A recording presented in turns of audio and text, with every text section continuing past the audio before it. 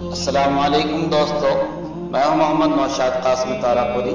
ہمارے YouTube channel Naushad teach پر آپ کا خیر مقدم ہے۔ آپ سے گزارش ہے کہ اگر آپ نے بھی ہمارے چینل کو سبسکرائب نہیں کیا ہے بہت جلد کر لیں۔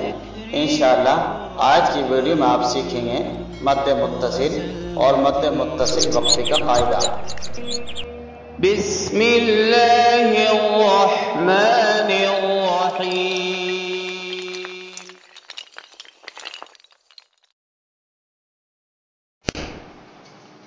اب ہم تختی نمبر 11 شروع کرتے ہیں۔ اس تختی میں دو نئے قاعدے ہیں، مد متصل اور مد متصل وقفی۔ باقی جو اب تک بچے پیچھے پڑھ کر کے آئے ہیں ان سب کا اجرا ہے۔ اس تختی کے پڑھانے سے یہ اندازہ کر لینا ضروری ہے کہ بچوں نے جو کچھ حرکات و تنوین، مد صلہ، حرف مدالین وغیرہ پڑھا ہے وہ ان کو یاد ہے کہ نہیں، استحضار بھی ہے نہیں۔ اس تختی کا مقصد یہاں یہ ہے۔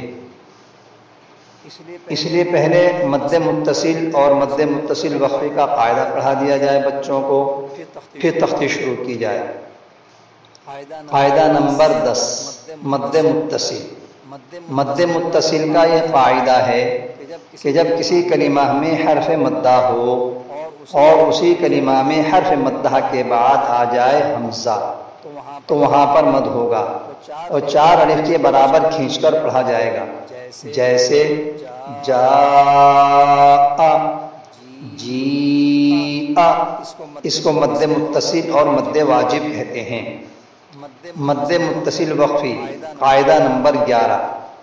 مد متصل وقفی کا یہ قاعدہ ہے کہ جب کسی کلمہ میں حرف مدہ ہو اور اسی کلمہ میں حرف مدہ کے بعد آ جائے حمزہ موقوفہ تو وہاں پر بھی مد ہوگا اور 5 الف کے برابر کھینچ کر پڑھا جائے گا، جیسے یشاء۔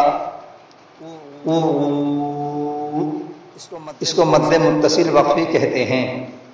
هذا القرآن يوحدنا لطريق الخير يوجهنا، الله تعالى أنزله ورسول الله معلمنا، ورسول الله معلمنا۔